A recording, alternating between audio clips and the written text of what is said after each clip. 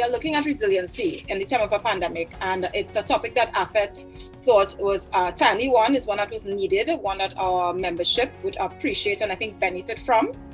On behalf of the president, who's having some technical difficulties with the bad weather, so she has a power outage, so she cannot join us because her devices died. So if she can't jump in, she will jump on. Of course, and our vice president and the rest of the board, I have some board members here with me. So we have Nicole and Patrice. Nicole Bechan is our director of communication. She's here. She's waving to you. We have Ms. Patrice Ramparan. She's our director of fundraising. And I see some former board members like Solange. Hi, Solange. Afisha is also here, the director, and I'm seeing some long-standing members that are here as well, like Halcyon and some other colleagues, and Dion as well. Welcome. Thank you for the support and attending the session this evening. So I just want to give you a bit of a background on our speaker. We have with us this evening Ms. Jennylyn Bailey. Those of you who would have seen the flyer would realize that she is, an expert in the field. If I could be so bold to say, she's the founder and principal consultant of the Human Capital Powerhouse. It offers HR consulting services and so. And before that, she was in corporate TNT, working in different capacities in the Massey Group. And she's a holder of an MSc in HRM from Arthur Locke Jack, Human Resource Management that is, as well as a BSc honors in psychology and human and management from UE St. Augustine. So of course, this is a topic I think that you'll agree that she would have some expertise in. She's also a long-standing member, and I want to say one of the lead proponents in the credit union movement in Trinidad and Tobago. She holds certification for financial advising, and she's also achieved the International Credit Union Development Educator designation from the World Council of Credit Unions in 2020. She's a member of HERMAT as well as the UE Alumni Association, and she's a past president of Toastmasters. So I'm sure we have a lot to look forward to this evening. And a bit of a little trivia on her. I was interested to learn that she also plays tennis. Good for you. I cannot. I would fail horribly. And before I hand over to Ms. Bailey, I want to share with you what her personal motto is. She says her personal motto is prepare for opportunity. And I think this is a time, the best time, sometimes out of adversity, the greatest opportunities and opportunities for growth, opportunities for thinking outside the box, and to just basically, coming out of your shells and your boxes and creating something new. Is an opportunity to create something. So I want to hand over to Ms. Bailey and thank her once again for taking some time out this evening to join us at AFET and our friends here and sharing with us some of her expertise on the subject at Caption. So, Ms. Bailey, over to you. Thank you, Simone, for that kind introduction. And I'm happy to be here. I want to commend AFET for this initiative to ensure that we help women and that we uplift women. Also to the president, yourself, the members of the board, I want to thank you for asking me to participate in this series. So today, we are going to look at, throughout the area of being resilient, we will look at the issue. What is the issue right now? The pandemic. What are the possibilities that exist? What is financial resilience? What are the opportunities that will come out of that? One of it could be starting your own business. And where can you get help? So today I'm going to focus on getting help from the credit union sector. Also to assist you to create your own action plan, and also to give you advice from my own experiences. Yes? Okay, so we good with that? So let us look at the issue. What is the issue? It's the pandemic. This past, I'm saying year, but actually it is about 15 months that we could sum up what has happened to us, I think in one word: disruption. That is what has happened to us. Overnight, the way that we work and do things, it has really been overturned. It has been toppled. And even now, 15 months later, we are still figuring out what to do now and what to do in the future. I remember clearly on March the 11th, we had a chapter board meeting. And in the boardroom, we sat close to each other, conducted our meeting. We're preparing for our AGM 2 weeks later. Within a day or two, we heard about COVID, the first case. Then the schools started closing, and then other businesses under lockdown. We were taken by surprise, but we had to ensure some resilience.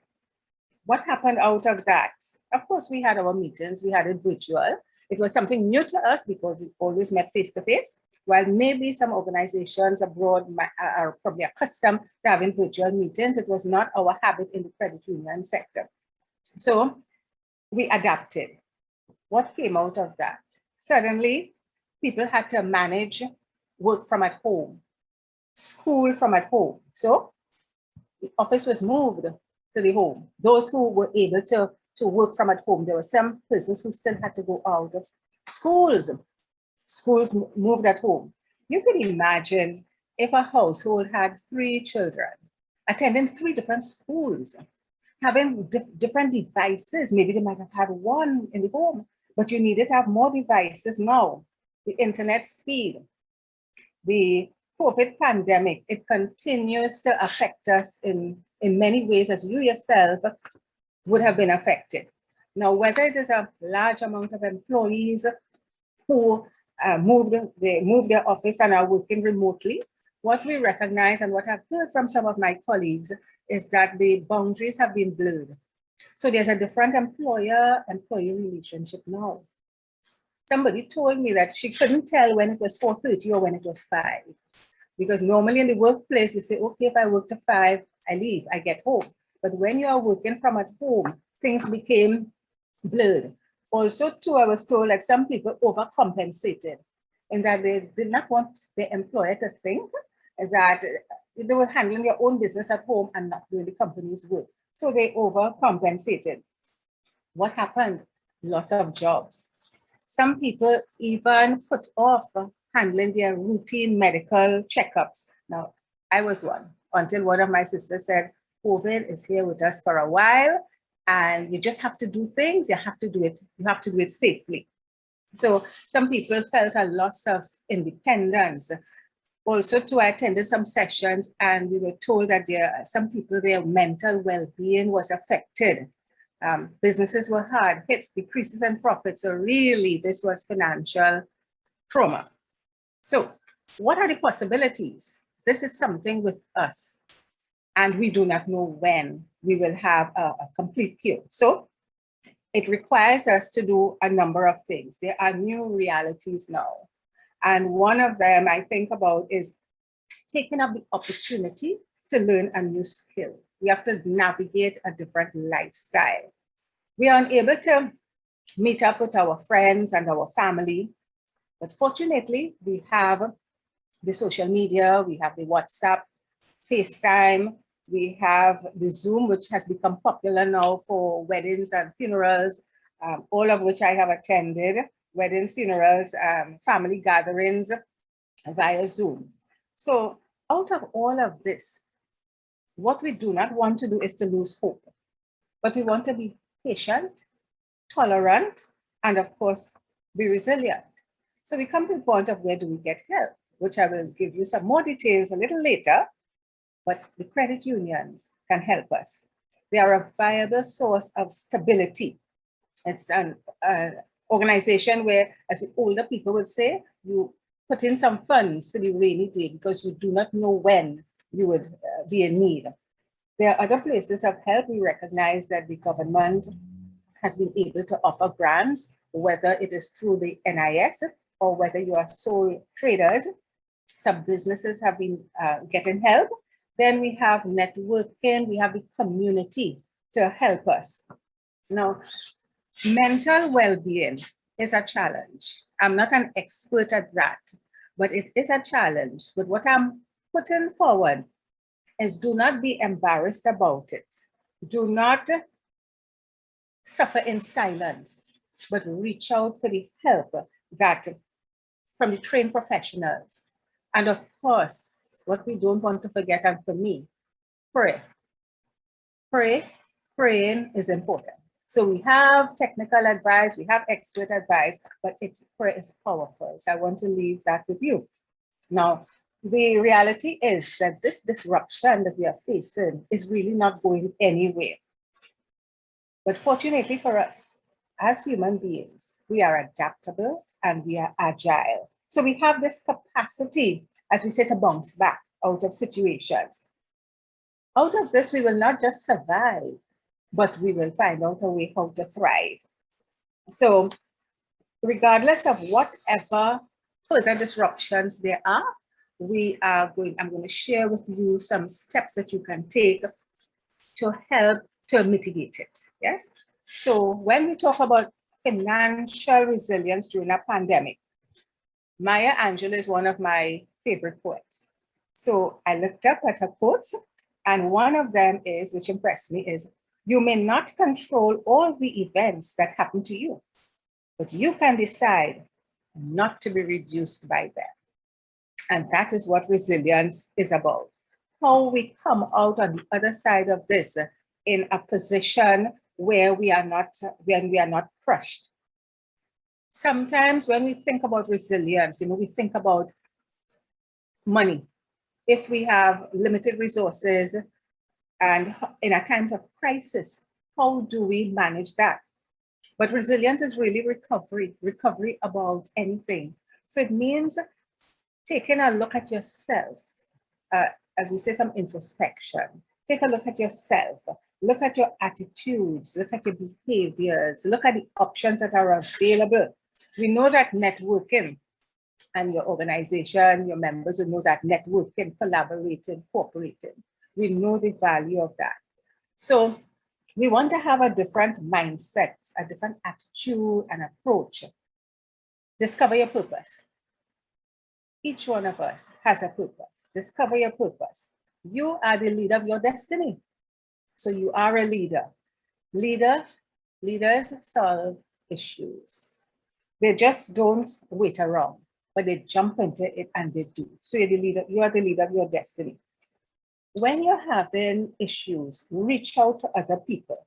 We don't have all the answers. I don't have all the answers. And it is a matter of building relationships. Be humble. We would forget the ego. One other thing that's important at this time is to spend time with yourself. Many times we are rushing to get to the job, taking care of children, and all sorts of other issues. Studying, that's another part of life too, has become a part of life. And we do all that, and what happens? We forget ourselves. So think about yourself, spend time with yourself, and in addition to that, hang out. Think, as we say from that line, associate with people who are positive. People who are negative will tell you you can't do that, or they may think your idea is crazy. Now, a true friend, sometimes a crazy idea works out, but if it is that you are stepping way out, a true friend will help reel you back in and give you assistance. So one thing we can do is, while we have a long-term goal, we should look at short-term initiatives, short-term wins. And as Simone told you, my motto has been, and still is, prepare for opportunity.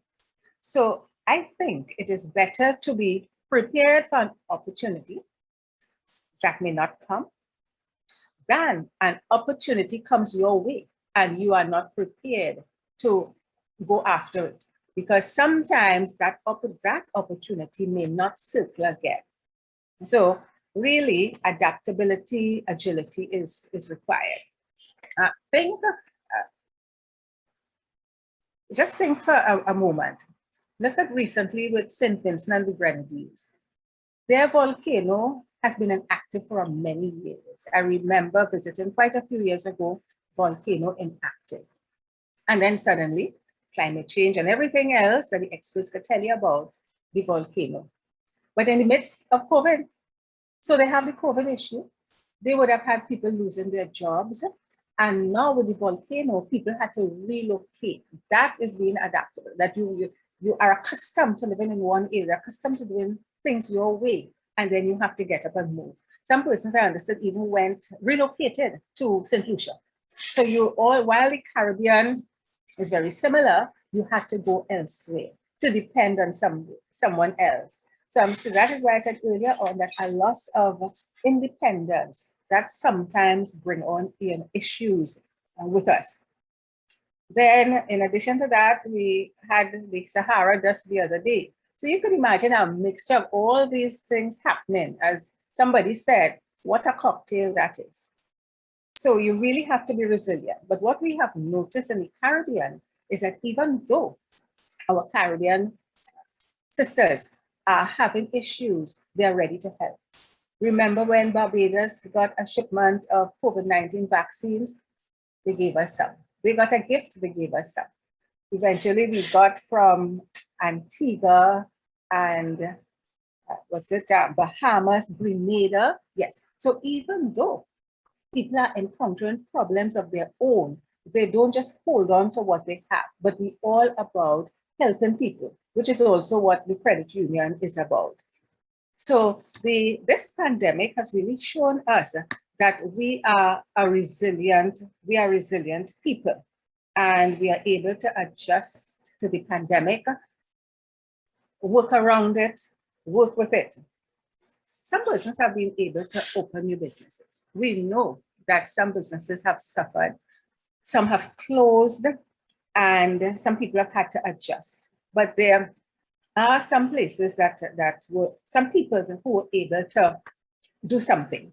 So the thing is to discover your purpose. We are in uncertain times, but we have learned to manage working at home, and the parents schooling their children at home. I could imagine what a task that is for parents to have to complete their day's work, as well as suddenly became teachers, expert teachers. So another thing that I think about is sometimes two people may have the same problem. However, how they come out of it will vary. And what accounts for that?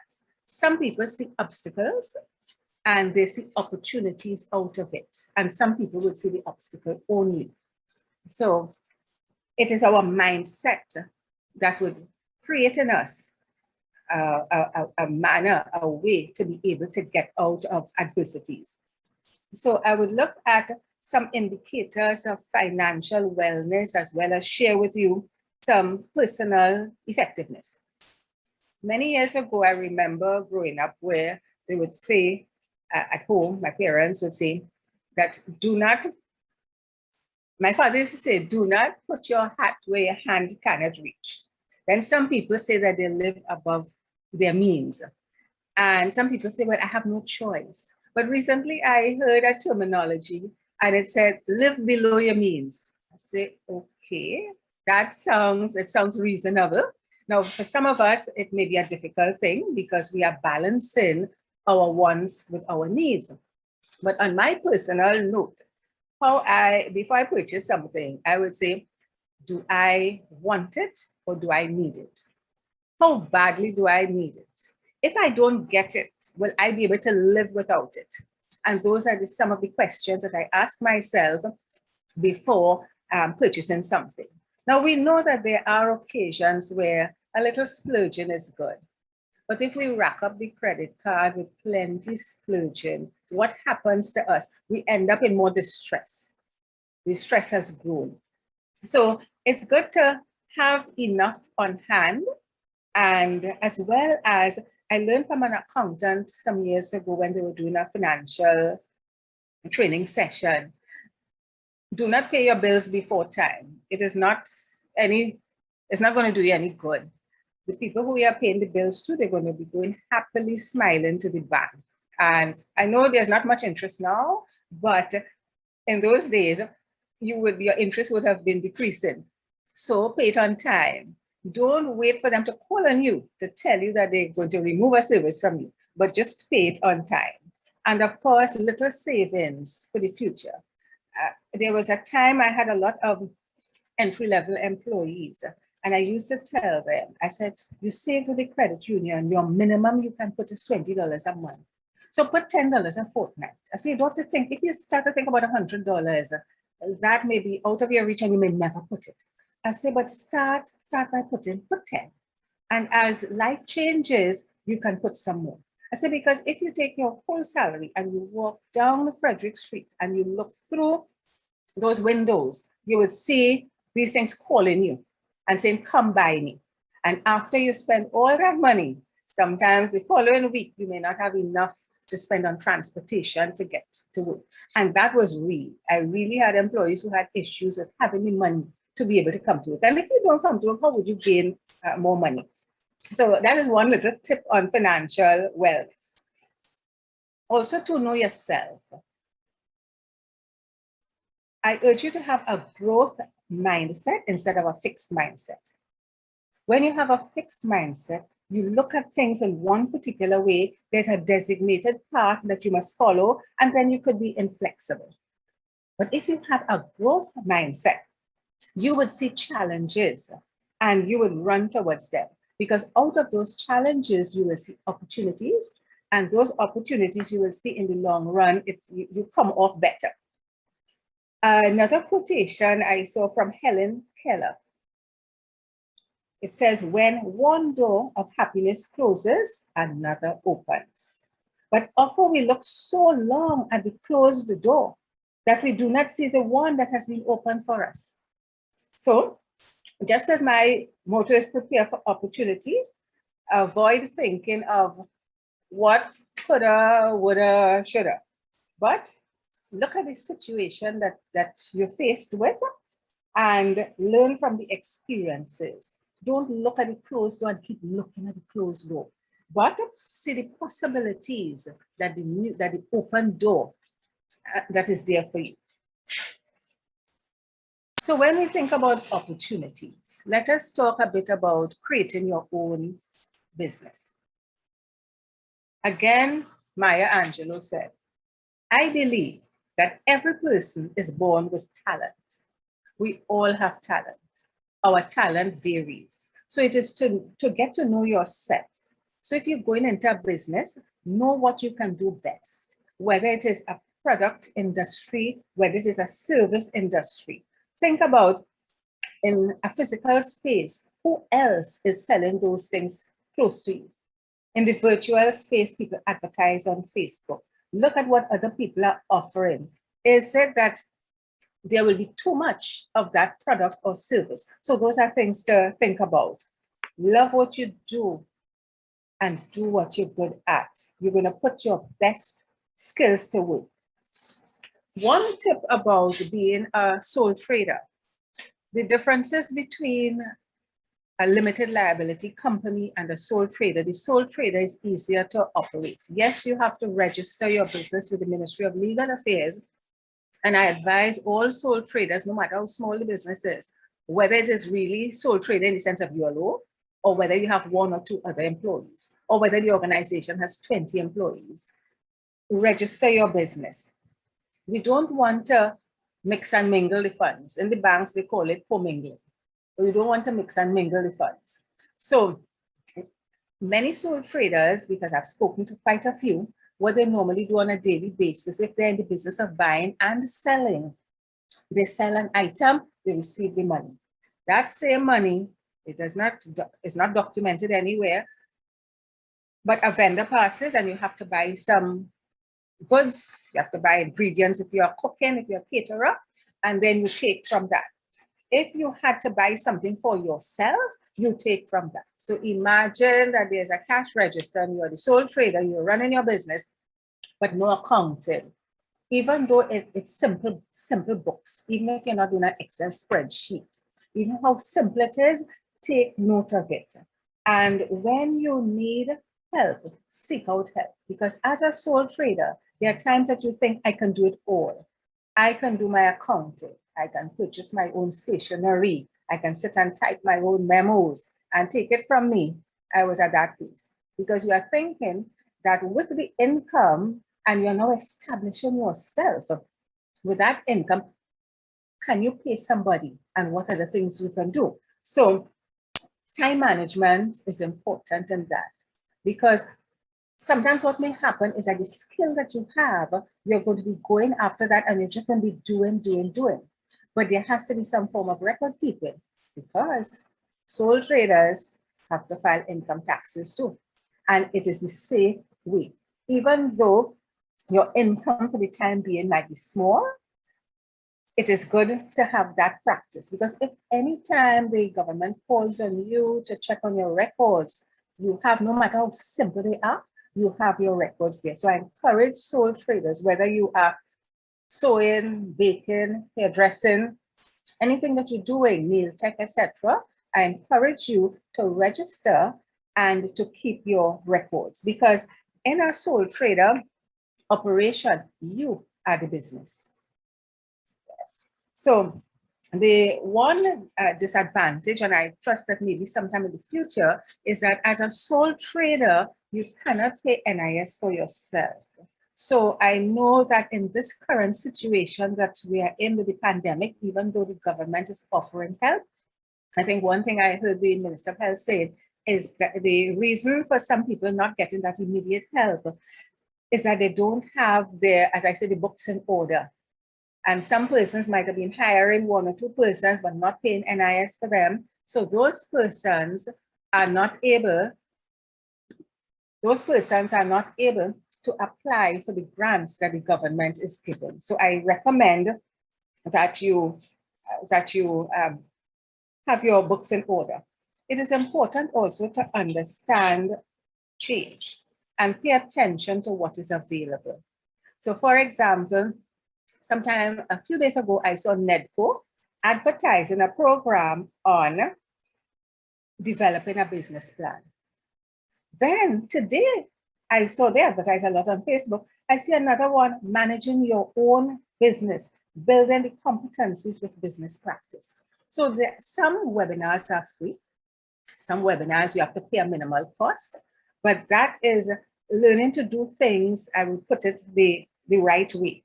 So I encourage you to take advantage of those opportunities that you see, and see the opportunities that are there. We know that when the horses are running, they have on blinkers. So it is for them to avoid distractions. However, in times of crisis, we need to look around and see what the opportunities are. Don't focus on what may not seem possible, but create a plan. So look at the possibilities. Now we have new realities in our situation, and we are in an uncertain time. So one thing is to, you know what you're doing, you know what you're good at, be confident about it. We are frustrated at a time like this, but have a good sense of humor. Learn to laugh. Look for support, whether it is from family, from friends, from other associations, and become creative. Sometimes it means a little technically savvy, but even though if we are not that savvy, we can learn from someone else. So out of all of this, where can we go for help? And I will share with you the structure, how the credit union operates. The credit union's perspective is really on how persons can cope financially and become resilient. From the early beginnings of the credit union, it was each one helping the other. It was informal in the very early days, but it has become structured. And the credit union system, we are governed by the philosophy of people helping people. We also have principles by which we live by, one of which is voluntary membership, is democratic control. So one man, one vote, one woman, one vote. It does not matter how much you have saved. There is financial participation. And then there's one other good thing that I like, is that the credit union is involved in education, training, and information. It is not only about collecting your money and giving you a loan, because there are some persons who look at the credit union and that I can save some money and get a loan, but there is so much more to it. It is a relationship that you build with your credit union, that the credit union employees, the member services representatives build with you. It's a long-lasting relationship.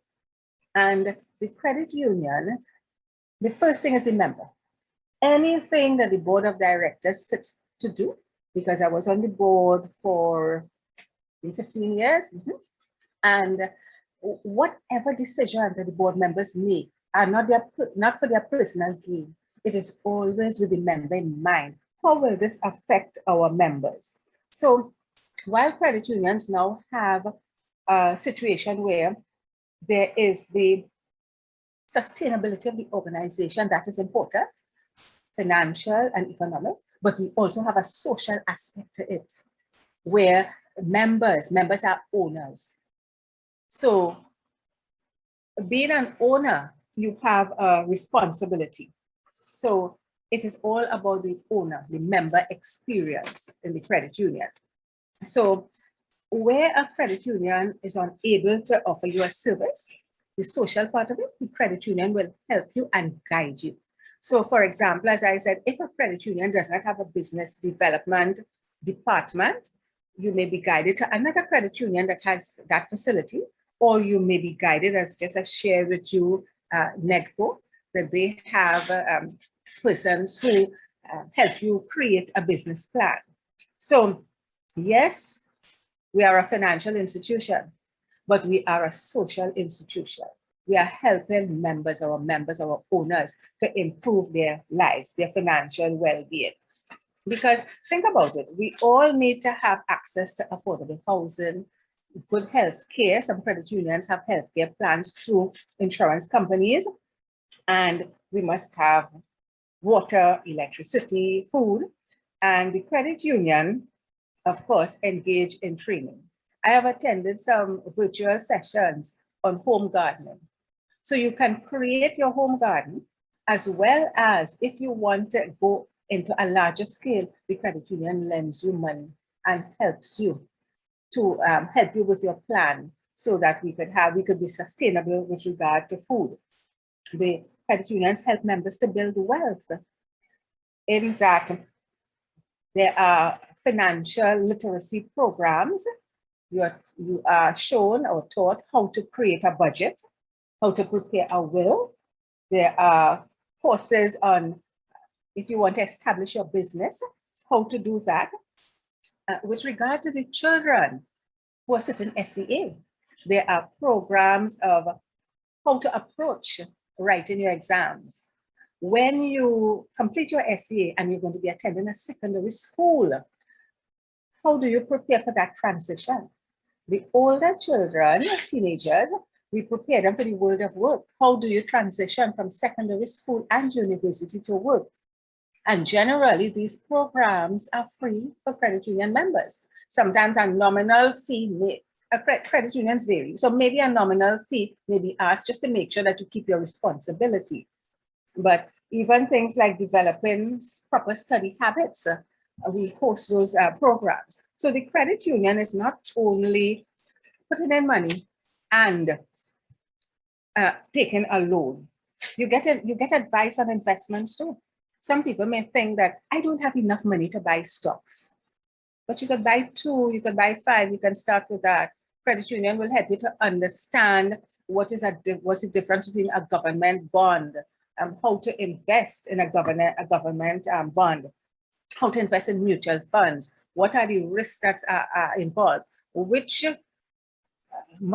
funds are protected by the deposit insurance company, which funds are at more risk.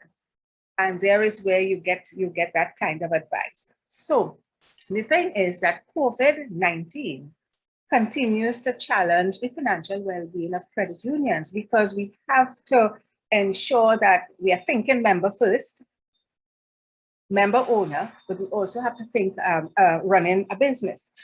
So the thing with borrowing at a credit union is that it is structured.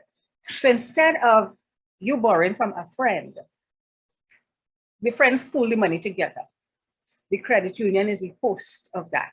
And there are rules and there are guidelines as to how you can borrow money. When you borrow from a credit union and you don't repay, you're not only hurting the other members who have pooled their money, but you're hurting yourself, because you are an owner and an owner is entitled to dividends. So credit union members, owners receive dividends. So we want to be cautious about that. Before I close off, I just want to leave, as I would call it, a little homework for you, with you. Something you could think about and in your, as soon as you get a chance. Many people think about creating a to-do list, but recently I learned that you can have a to-be list. So the to-be will help you in doing. So when you think of a to-be list, think about, I am being kind. I am being compassionate. I am being resilient. I am being positive. I am being enthusiastic. I am being hopeful.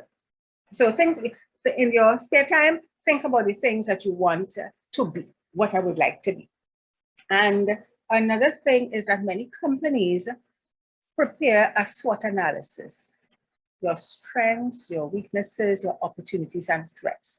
And many organizations go through that to see who the competition is and what they can do. I'm putting it to you to create your own SWOT analysis, your personal analysis. This could end up being creating a business plan for yourself. So you want to be specific. Look at the strengths, what you can do well. Can you type? Can you take minutes at meetings? Could you offer that service to an organization? Can you cook well? Can you sew? There are some things that are limited now, but we know that things will change. So look at that, what strengths you have. Look at the areas of, some people say weakness, I say look, improvements. They're about the same. Some people may say, yes, I have this particular skill, but I'm not organized. So ask somebody to help you organize, or have somebody organize things for you. So then you look at what opportunities there are out there, what threats there are. I'll share this with you. There's a young lady from Tobago. She's a credit union member, a young credit union member. She completed her CXC and the key. She knew at that time, where will I get work? People were losing jobs, so no one was hiring. She said, but I studied business management. I can sew. So she started to make some headbands. And she said she is improving on doing different styles of headbands now, and she's selling them. So she did not sit and wait and say, well, when things get better, I'll start to send out my resumes to get a job. But she started right away. To me, that is being resilient. So do your personal SWOT plan, create your action plan out of that. And when you're creating your action plan, look at the issue of setting SMART goals. I know we might have heard this many times, but in setting goals, you want to be specific about a particular goal. You want to make sure that that goal is measurable, that it is attainable, it is realistic, or it is relevant. And there must be a timeline to it. Because if you say, I will do, 5 years may pass. And when you look back, you realize you haven't done. So create that. I also urge that if you are in full-time employment now, a hobby could turn into a business. So while you are fully employed, learn a skill. And whether it's something, another academic, or whether it is a creative skill, it means that while you're working, you could be performing. So don't wait until you retire to say, okay, I'm going to acquire this skill and this is what I'm going to do in retirement. Do it while you are working. For me, my passion is still training and development and improving the lives of people. It still is. So what I did while I was employed, I started offering training programs and helping people to present themselves, presentation skills. I started doing that. So when I would take my day off or take vacation or evening time after work or on the weekend, I would go out to the organizations that call me and I would present to them and share. And that eventually turned into a business when I left the organization. So the thing about it is helping people to improve their lives. Do a mix of things. I remember that I do a mixture of things. It is not only academic. Floral arranging, sewing, cooking, pastry making, wine making, did all that. It did bring some money. It was not the focus at the time, but it was a skill, but a skill can turn into a hobby. Even recently, I signed up with the Ministry of Sport and Community Development. I still want to do candle making and soaps.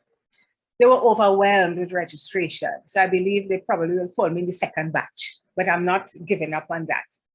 So create your hobby. Get everybody can do something. Everybody's good at something. So find what you're good at, find your purpose, and your hobby could turn into a business. Now, whatever you do, as I mentioned earlier on, take time out for yourself. When you travel, you notice they will tell you, put on your mask first, then put on the mask of other people. In case of emergency, these masks will drop, put them on. The reason for that is you have to take care of yourself first. So while parents may have a lot happening, in the household and a lot, taking care of the children, and yes, you put them first, but I'm putting it to you that it is time that you take a little time for yourself, some self-care. We are in a situation now where we want to thrive. We don't only want to survive.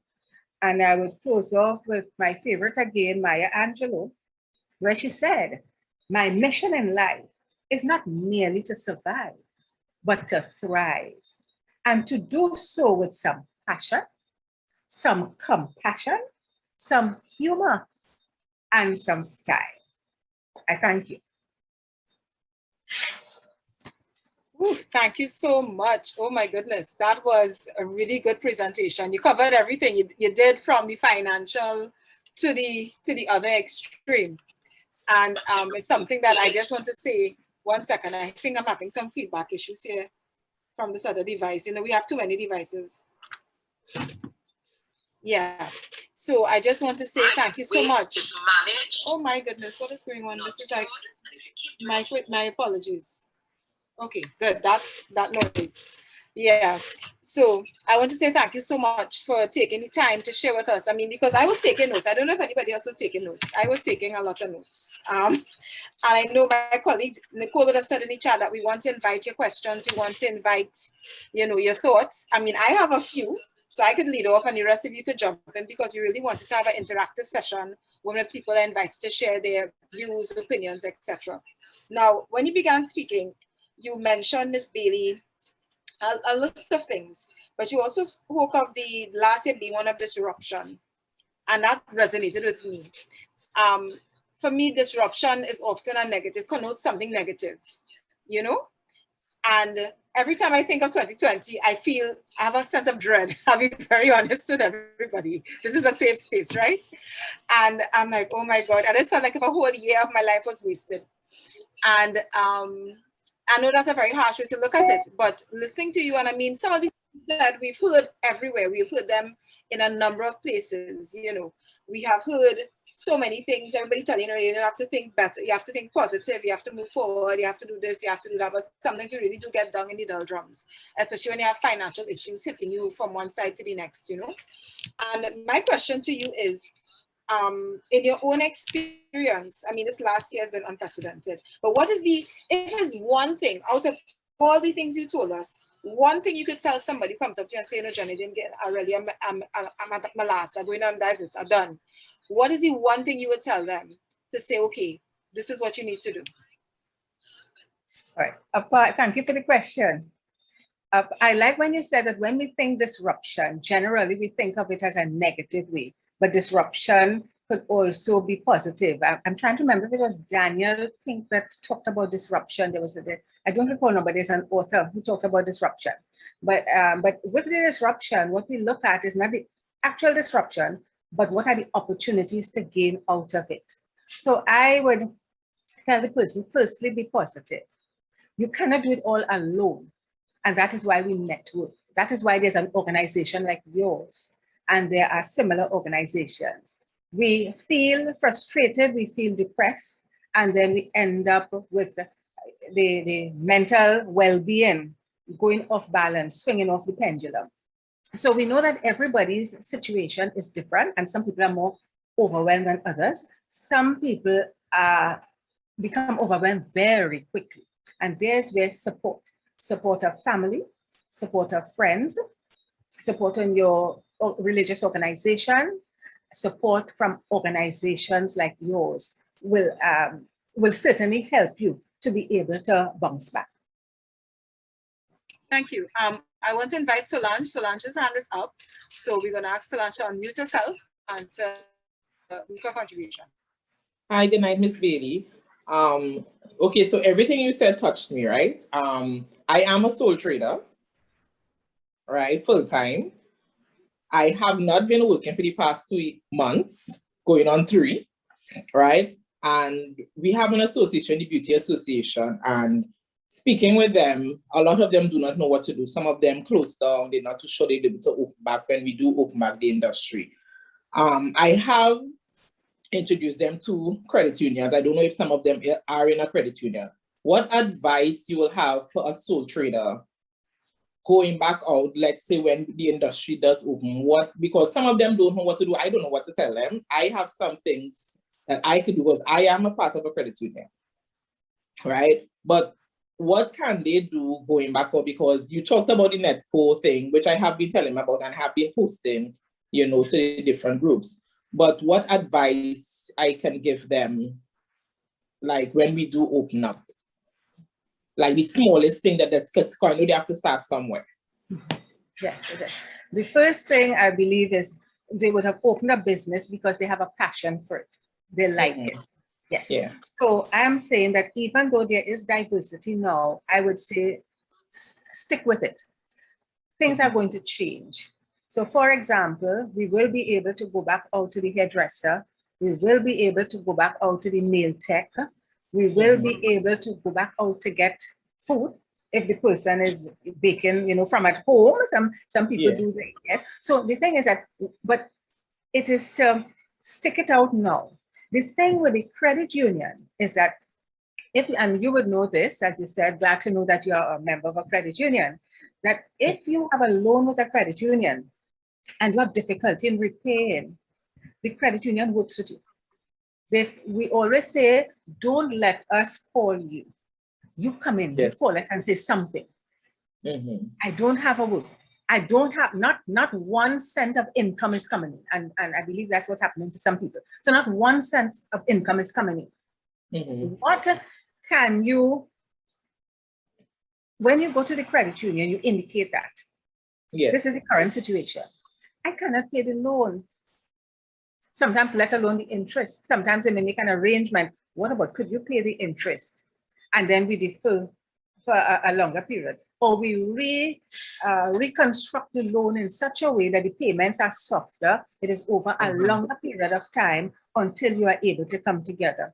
No credit union wants to see their members out of business. I remember once a manager told me that we are not in the business of repossessing vehicles. When we lend money to a member to buy a vehicle, it is for either their own private comfort or to be able to operate as a taxi. And that is a source of income. So we don't want that member has to come and give us the keys and say, I can't pay. Or you have to be looking for the member because you cannot find the member nor the vehicle. So that is not the business that the business we're into. And the business about helping each other. And that is why I said earlier on that when you have a loan, you need to repay it because you don't want to hurt yourself. You're going to lose out on dividends because the less that the credit union makes, which is nominal compared to larger financial institutions, the idea is the member. The member is an owner and the person is important. So I am suggesting to you, as the person, to think positive. Yes, it may look as everything, like if it's a heap of coals on their head and they cannot do anything. But I'm saying stick with it because the skill that you have that forces you to open that business, it will rebound again. Even, let us just say, even if it doesn't rebound in the way that you left it 2 months ago, 3 months ago, it may be, as we say, starting from scratch. Yeah. Baby steps, because I'm telling you, I am eager to get to the hairdresser. I want to go to the nail tech. I'm afraid right now. So I have learned a skill that I don't like. I've learned a skill to color my hair, but I don't like it. I don't like doing it. So people are eagerly waiting to go out. Men want to go to the barber. Yes, so we want to get out. So I would say stick with it, but tell them to talk. And talk with people who can help them. Yeah. Because according to who you talk with, they may bring you down.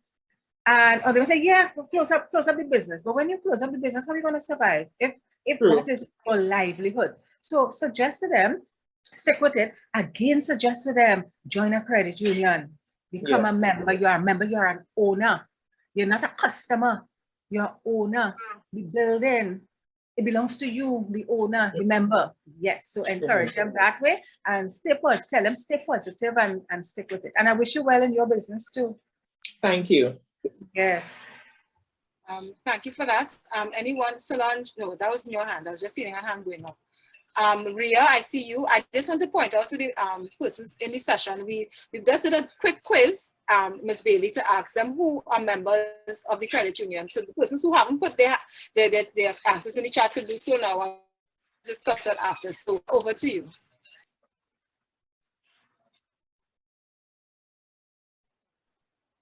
Thank you. Thank you very much. Good evening, Ms. Bailey.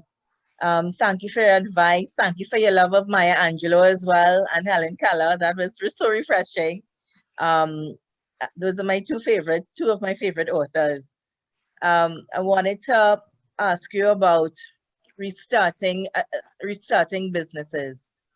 One of the things that I did, and this is apart from the pandemic, I registered a business in 2011 when I got retrenched from that whole Clico debacle, that whole story, having a baby while I was on maternity leave, and 2 weeks later I discovered that I had a lump in my breast. It was one thing after the other. And I picked up my baby and I went and I registered a business. And of course, the pandemic has this new opportunities where I can restart my business. It was registered to be a face-to-face business in terms of training and development. But now I see the opportunity to train people online. And the pandemic has offered such a wonderful opportunity to use that virtual space for training. And I'm loving it. So one of the things I started to do last year in the pandemic is I started to network like I was on fire, because again, the virtual space gave me that opportunity. Before, I found that persons weren't as Skype ready, as Zoom ready, as everybody just was or had to be last year into this year.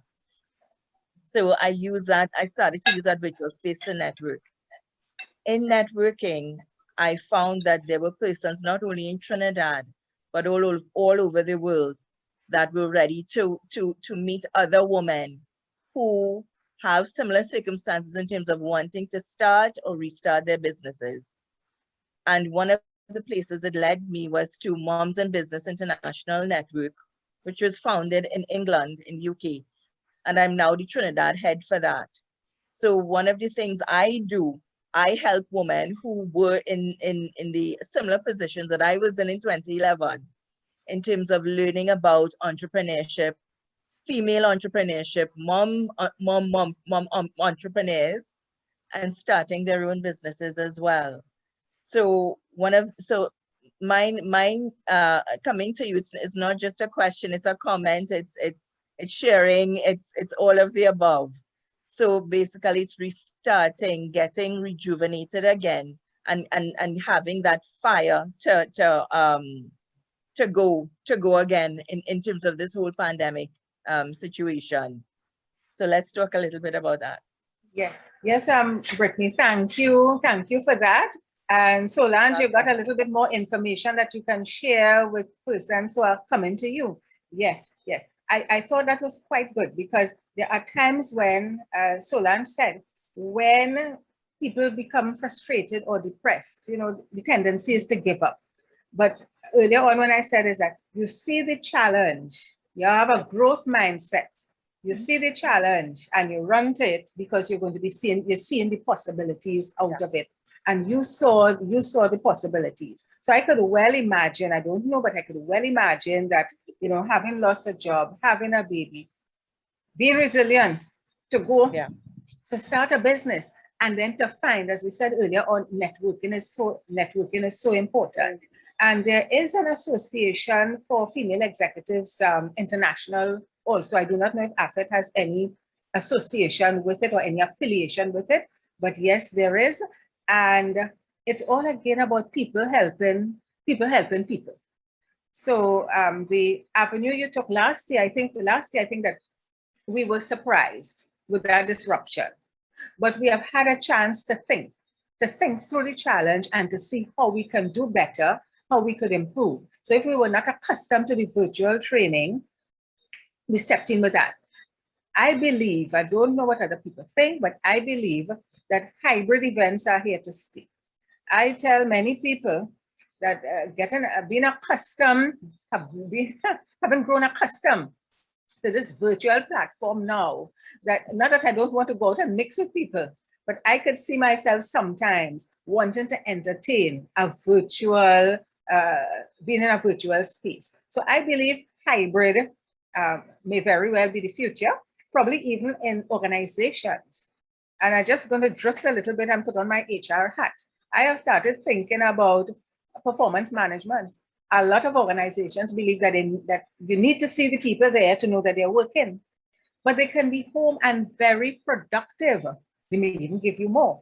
So even that issue of performance management, I started looking at it and saying, but this has to be restructured differently to when I did my paper a few years ago. It has to be different.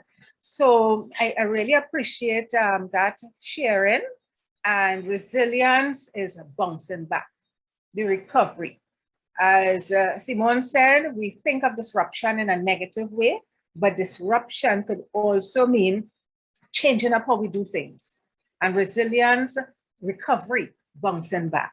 So I am so happy for you, and thank you for sharing that. I trust that our other participants would have gotten something from it too, and I wish you all the best in that venture. Yes. Thank you. Thank you so much.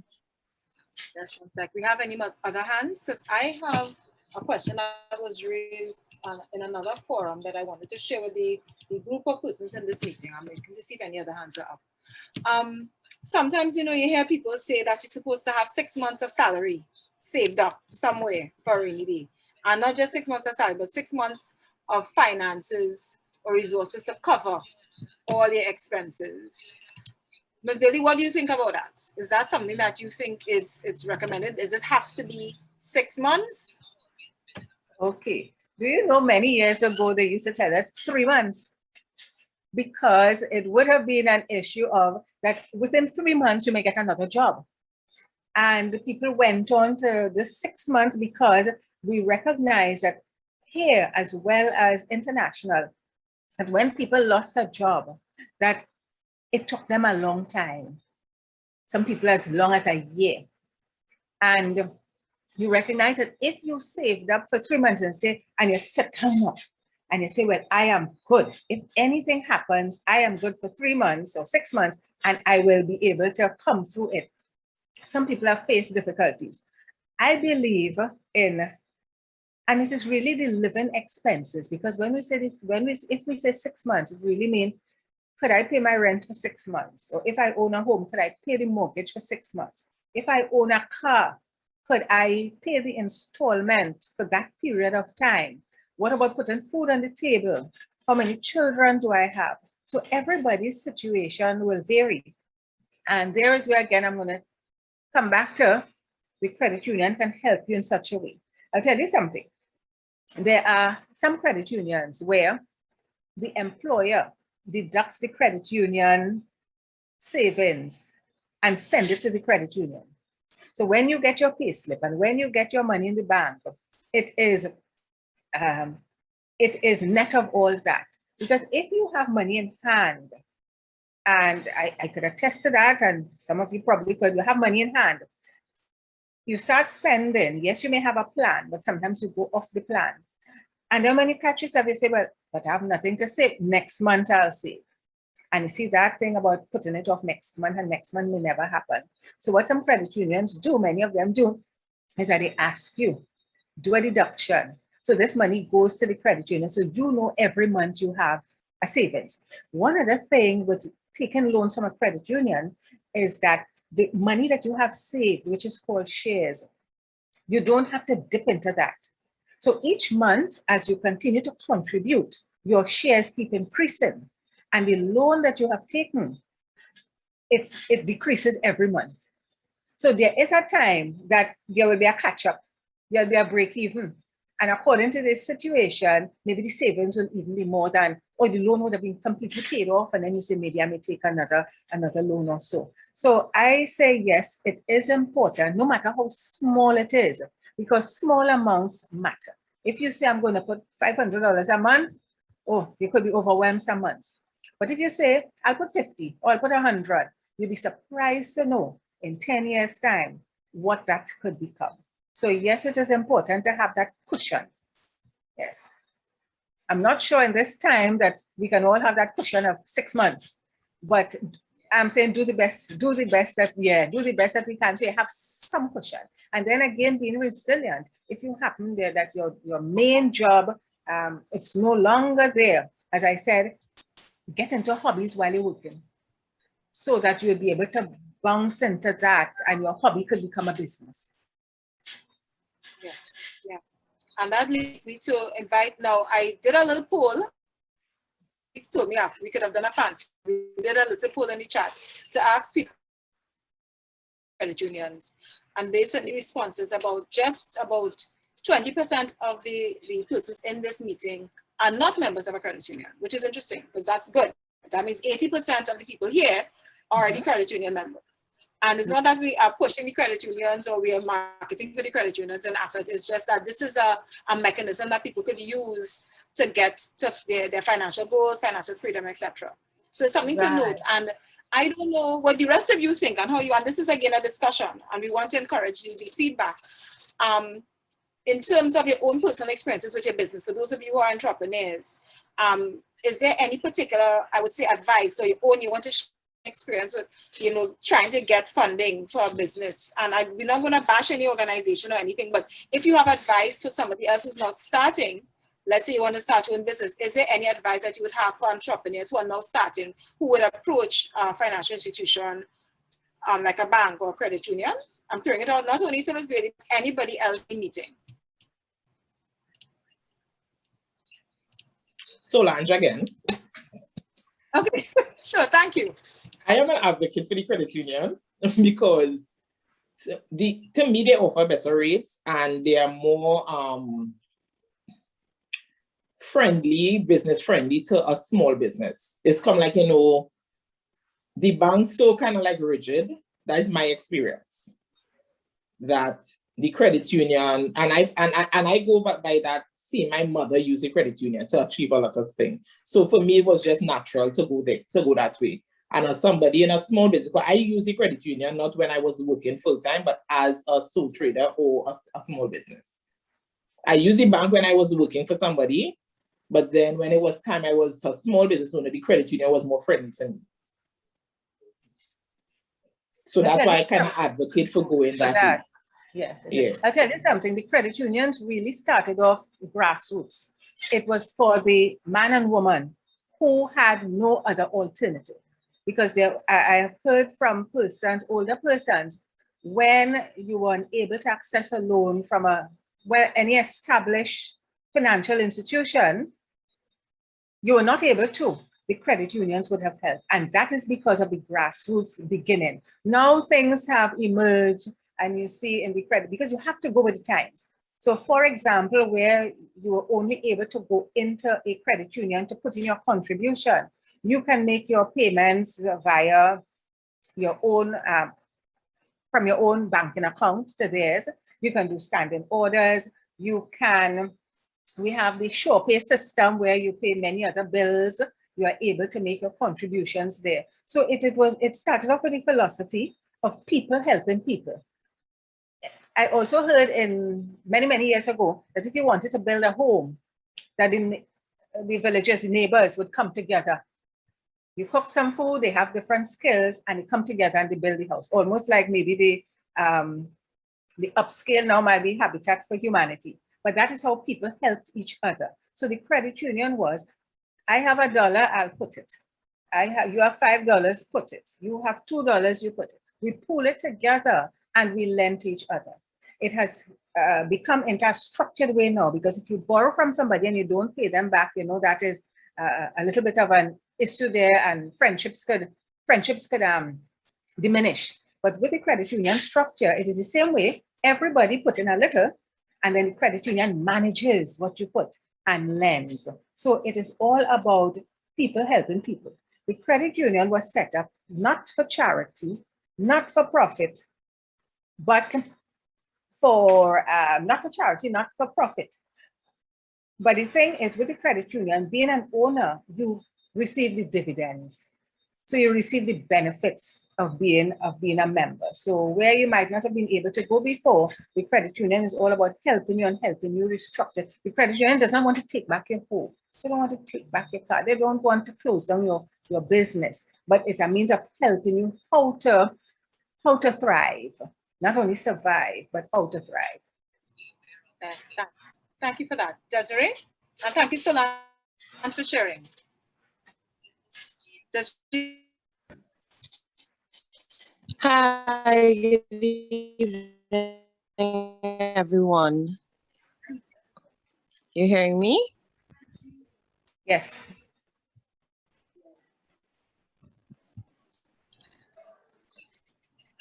Yeah, you Miss can go ahead. Bailey, first of all, it was really well done. My question is, I recently considered joining a credit union, and well, my sister actually was speaking to me about it, and she was telling me that the best option for an account is shares. She also mentioned a Jade account. I don't know if you'll be able to shed light on the difference between a shares account and a Jade account, and what are the benefits. Okay. A shares, to become a member of a credit union, we have what you call shares. In the outside, in the other financial areas, they may say stocks. You go on the open market and you buy stocks. But when you become a member owner, you start off, a share is $5. So you start off small. So if you have $100, you have $20 in shares. Those shares, we know that the regulation is coming to change up some things sometime in the future. But those shares, you use that as your collateral in taking a loan. So it is more or less on a, we want to say more or less like on a permanent basis. Ordinarily, we do not encourage members when you put money to your shares to go and withdraw from your shares, because you are not destroying, but you are lessening the opportunity to have that growth. So that is what the shares is. If you talk about Jade account and other accounts, there are some credit unions that have something like a fixed deposit account, where you put in a certain amount of money and you draw an interest, and each year there is a rollover. So it is similar to a fixed deposit, which is different to the shares. Now, in addition to that, generally all credit unions have something that they call a deposit account, which means that you can put in money and take out when you want. Put 100 now, put 200. Okay, well, I want to withdraw 200. Some credit unions have cards, debit cards that you can use a machine. Some don't. So we are lagging in that area as a unit still. But shares are what you put in. It works as collateral. As you save each month, your shares increase. As you borrow, you pay back your loan amount decreases. And all those other types of accounts are similar to a fixed deposit account. Is that okay, Desiree? Yes, that's quite okay. Thank you so much. Okay, welcome. Now, we have any more? Hi, Simone. Yes, you go right ahead. Oh, hi, good afternoon, good evening to everyone. It's after 7. Yeah, interesting discussion. So, Jennylyn, I actually worked at Rand Credit Union, so I'm pretty familiar with the movement. I would have worked with the education committee, and we would have done a lot of that member education and some of those social activities. So I endorse everything you're saying.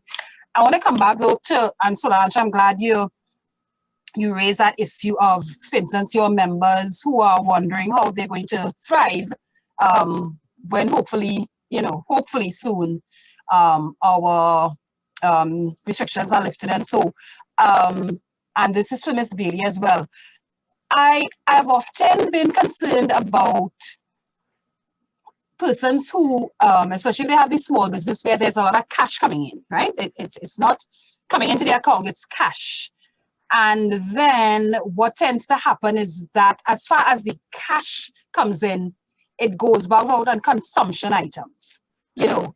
And I'm wondering in this post-pandemic, how can we, all as women as well, because in other circumstances, it may be a situation where they run up high credit card bills on what well, as I said, for me, consumption items, you know. So I'm wondering, how can we help each other to have that balance where, as you said, you have that, you're putting down something for the future, you're having a buffer in case there's another lockdown, God forbid, knock wood, you know, but you're still enjoying a certain quality of life. Because I just felt that the emphasis seemed to have been on that, you know, that consumption, the $3,000 weave and the you know, going to the nail tech, sorry Solange, every 2 weeks when you can stretch it to a month, sorry Solange, but you know, how can we all have that balance of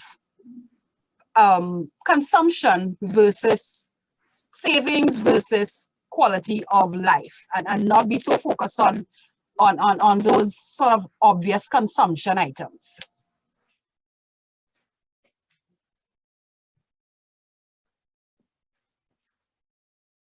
Okay, thanks, Pauline, for that. And I trust that, I think Solange is muted, but I trust that she will come in at some time. Yes, I think it is all a mindset. Remember earlier on, I said with the young people that I had in my workplace, that I tell them that you would walk Frederick Street and you would see all these things, and the shoes would say, come by me, the dress would say, come by me. And yes, but do you really need it at that time? Whereas saving for the rainy day is what is going to help. Now, in small businesses, as I mentioned earlier on, there are quite a few small businesses that do not keep accurate records. So instead of putting back money into the business, what they do is spend on consumables. So I sell this item now and I take that cash. What they're forgetting is that they paid a price for that item that they just sold. So the money, all the money that came into the register, let us suppose $100 came in. They might have spent $60 for the item. So it's $40 profit.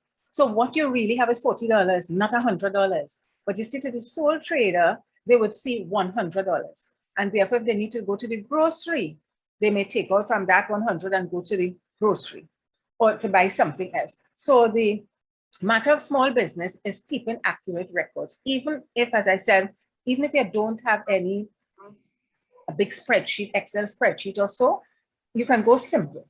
You buy items, those are what that's what you're buying to resell. When you sell, this is what then this is the profit that you have made from that. So the thing is with us too is that generally we are in a consumer mentality that we want to buy this, we must have this, we must have that. And I mentioned earlier that what I have learned is that when I want to buy something, I go through something in my head. Do I want it? Do I like it? Do I need it? Do I need it now? Or do I need it sometime in the future before making the purchase? Because if something goes wrong, you end up having things in your home and you don't have that cash to be able to go out and do something. So how could you turn whatever, or I would say, no, people look nice with weaves and nails and all that, you know, but I am saying that it has to be managed. Each person must know their means and they must know how to manage that. So I say, you collect cash, you have to show the differentiation between what are the purchases, what you purchase it for, what you're selling it for, what the profit would be. Yes? Solange, yes. Yes. Yes, I think sometimes what happens in small businesses, you make those mistakes in the earlies and lack of knowledge, right? So you get the money because a lot of money passed through small business owners' hands. And just as you say, the commingling and all of that.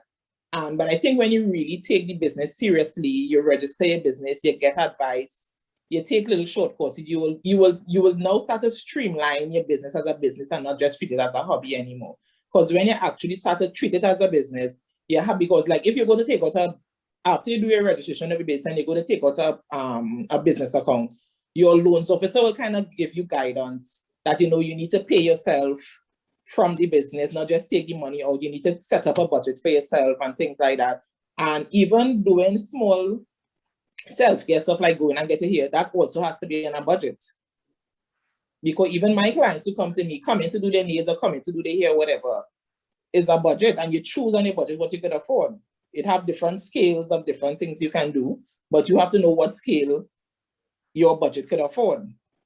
Because for some people, coming to the beautician is a form of self-care and mental health, helping the mental. Right now, real people going through real things, not getting this stuff done, right? Because you're not only looking at it, you're not only feeling a certain way, you're also looking how you're feeling. Yeah. Right? So it's all about budgeting, because people start on, and a lot of people who are like, especially in the beauty industry, they're young, so they're making the money and they spend it as fast as they make it. But I think as they get older and you may come into a bump, even now, going back out, they need to reevaluate what you was doing in 2019. You can't do it now.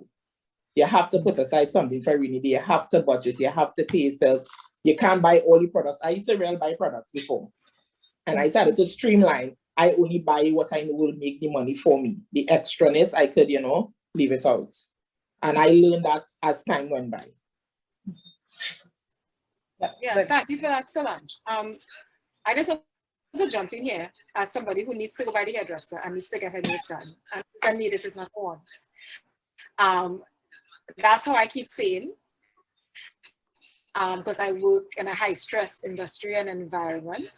But I do take Miss Bailey's point that she made earlier, because it's something I know we're round enough now, but it's something that I think we need to step away from this with. It's about the comment, long time people don't put your hand where your hand can reach. Solange just me. You have to live within your means. I went through, before I went, I had all the $1,000 weaves. I can't let my husband hear that. You're not going to hear this recording. But the weaves were, the 22-inch, the $1,000 hair. I could afford it. And I said, Simone, I'm going to buy it, because it was in my budget. Now, I don't expect that if you're selling a weave, that can't work. Obviously, but I think for us, and this is something that we could probably look at as an organization, and I guess wider society too, about teaching young people financial responsibility. And Ms. Bailey spoke about a financial indicator the kinds of skills. People have to learn how to budget. My dad used to make me write down a list of things when I asked for. I never got an allowance, but I would always have to make a list of the things I needed bought. I would always get them, but I had to make a list. I had to tally it up, because that's how I started to make a connection between the money he was giving me and the items I was getting, and then why I needed them. So I would be very circumspect with what I put on that list, because I may be asked a question. So I had my own budget review. Before I even had to work for the government, I had a budget review with my father. But again, it is something we have to teach our children. So now I'm trying to teach it to my kids. But I think that kind of financial literacy is something we have to work on, and maybe it's an area that Africa could work on as well. But I see Nicole's hand is up, so I'll Nicole. Thanks, Simone. I just like to add that there are different rules out there that help to divvy up our money. And there's a 50-30-20 rule that you can apply. So there's 50% that goes towards your needs, 30% goes towards your wants, and 20% actually goes towards your savings. You can use a rule like that and see if it fits within your model, and you can adapt something like that. Now, if it is you decide that you want to remove some of that from your wants and put it towards your savings, you can do so, but it's a good model to follow, and then you can adjust accordingly for your needs. One other thing I'd like to point out for those of us who do not have a credit union, to consider the option of doing so, because it's also good to have a diversified portfolio.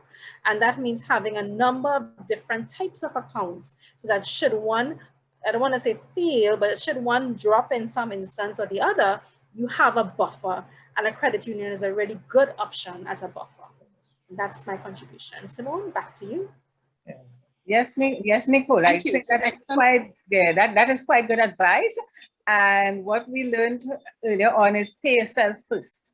Yes. So you put in the savings first, and whatever remain, you're going to live with it, Somehow you're going to manage and you're going to live with it. So if you make a commitment that this is what I'm putting aside every 2 weeks or every month, You put it aside in the credit union and you live with the rest. The other thing with regard to education that the credit union provides is that the credit union will also show you, I mentioned earlier on, where you can invest the options. So there's not only a matter of putting everything in the credit union, as you said, everything, all the eggs in one basket, but the credit union will also show you that you can invest in government bonds, or this organization is having an IPO. You could invest, you can buy shares there. So you would have that mixed portfolio. Everybody's appetite for risk is different, and there is where the professionals will do the risk assessment and determine that whether you're going to buy stocks on the open market, or whether you're going to go into mutual funds, or whether you need to put something in a fixed deposit. So yes, and the education that the credit union provides would share with you all those options. In addition to which, young people are shown and are taught financial literacy. Every year we have a World of Work program, and financial literacy is one aspect of it. Saturday coming, we are having a session for 16 to 25-year-olds, and one of the topics is financial literacy. So we are teaching them from young, because sometimes some parents save for their children in the credit union, but you also have to show them that while I'm putting the money for you, when you do chores or you do things and you make some money, yes. So we have a coin day every credit union month where the children would come in. Well, now they have to hold on that, but the children will come in with the coins that they have saved and they put it into their credit union account, because the children have a separate credit union account to the parents. Thank you. I didn't know about that. I'm a member, and my kids have coins. I need to follow up on that when things open back up a bit. That's good advice, Ms. Bailey. Thank you for that. So I know we're wrong enough to have 7 now. So before we close, do we have any questions, further comments before I give the vote of thanks? Going once, going twice. I just, right. Simone, I just wanted to quickly comment that with the credit union system, I'm glad that I was able to share, because sometimes some persons are members, but they know themselves to be a member in putting money savings and getting a loan. But many members do not understand the operations of the credit union and do not understand that they are an owner of the credit union, and at the AGMs, they have a say in what, yes. During the year, you have your forum, you can talk at any time. But at the AGM, that is your time for saying how you want the credit union to be run, because you're an owner. So you have a voice. Yes. I see, as you said, that I have an email that came in a little while ago from my credit union saying that our AGM is coming up. So I will try to attend this time because it's virtual. I just want to say, Ms. Bailey, this has been an absolute pleasure. I learned, I'm a note taker, so I have to go back and contemplate everything you said and all that was shared and, percolate on it. But I know I can speak on behalf of my affairs and the persons in this session. We have learned so much from you, from just talking about resilience and what it means for you, the Maya Angelou quotes, Helen Keller quotes, the advice with regard to even how you're planning, to step out of your comfort zone, to go and learn a new skill and how to monetize that skill and what you should do. Just some ideas to get us started, and point us in the right direction. I want to thank you for that. You all would not believe, a colleague of mine on our research committee would have put me on to Ms. Bailey, and without hesitation, she said yes when we asked her to do the session for us. And I want to thank you, sincerely thank you for this. I want to also invite you, Ms. Bailey, if you could share the contact numbers in case somebody, in the meeting, in the session would like to contact you after for some further professional advice or guidance, whatever. If you'd be willing to share your professional contacts in the chat, I'd ask you to do that so that they would know how to reach you afterwards. Okay.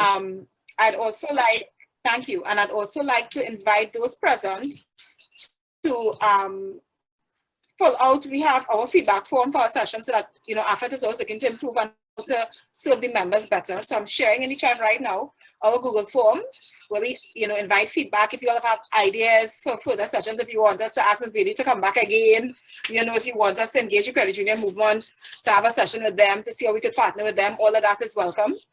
And on behalf of myself, the president, the members of the board who are here, I want to say thank you very much. Once again, I want to thank all of you who attended on this rainy Thursday evening. Thank you for coming. And I want to invite you to participate in our follow-up sessions. We're going to be having our networking next week, right, Nicole? Yeah, our Yes. networking sessions with AFET. Ms. Bailey, feel free, you could come by. I'll send you the links when we send out our notifications, and you all could like and follow us on Facebook and all the social media platforms as well. And we're going to have a follow-up session to this particular theme as well. So there's a lot of things that we are doing, and we're going to be engaging you all in the coming weeks and months. So again, thank you very much. God bless. Please be safe. Remember, this is a pandemic. This is the 3 W's. Yeah, wash your hands, watch your distance. Yeah. What's the other one? You have to, what's the other one? Wash your hands, watch your distance. And what's the third W? Ah, good. Everybody, thank you very much, Ms. Bailey. Wear your That's a mask test. properly. So yes, thank you so much. Simone, That's right. That's right. Simone. Raj. Well done. Simone. Yes, my dear. Yes, just as you were, sorry, I know I'm you're hearing wrapping you. up. Yeah, well, I know you're wrapping up. It just reminded me of something when you said other sessions you wanted to have. It just reminded me because I wrote this somewhere. Oh, on a Facebook post. So maybe a couple of you all who are friends with me saw it. Commending AFET again for years ago. We had a session with Unit Trust. And I always tell the story that the Unit Trust facilitator said something that affected me, which was, and I'm sure people have heard it already, did you realize that you now have just 120, I can't remember what they call it, salary months left or something like that, right? And I'm just saying this here quickly. And when they quantified it with that number, I jumped up. I was like, what, 120? Because I'm thinking retirement is this thing far, far down the road. I don't have to think about that. And because of that AFET seminar with that Unit Trust person, I tell the story. I did a Facebook post recently. That's how I went and started my the 2 small businesses that I have, because I realized, wait, I only have 120 salary months left. I need to put something in place for when I retire.